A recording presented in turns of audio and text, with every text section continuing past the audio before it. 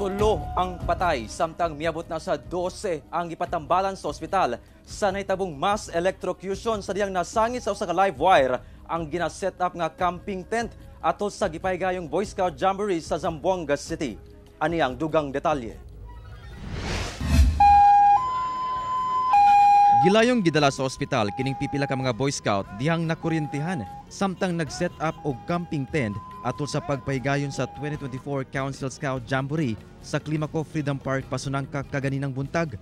Sa tala sa Zamboanga City Medical Center, miabot sa 15 ang mga Boy Scout participant ang nakuryentihan. Sa maong ihap, 12 niini ang nakaangkon og electrical burn, hinuon ana-ana matud pa sa maayong kahimtang. Apan ang tulo niini kinsa puros mga lalaki ug menor de edad gideklarang dead on arrival na sa ospital. Matud pa sa ZZDRRMO, ang maong insidente nahitabo diyang gitabangan og balhin sa laing lugar sa pipila ka mga Boy Scout ang usa ka tent sa diyang nasangit sa live wire sa kuryente ang tubo sa maong tent. Hinungdan nga nakuryentihan ang mga biktima. Sa karon gikan sila sa lokal nga kagamhanan ang maong aktibidad hangtod December 15. Ang maong aktibidad ang salmutan unta sa 2,000 ka mga Boy Scout participants nga naggikan sa laing-laing eskwelahan sa syudad. Sa karon nagpaygayon pa og investigasyon ng mga otoridad sa syudad kalabot sa insidente. Efren Mamak, 1 Mindanao.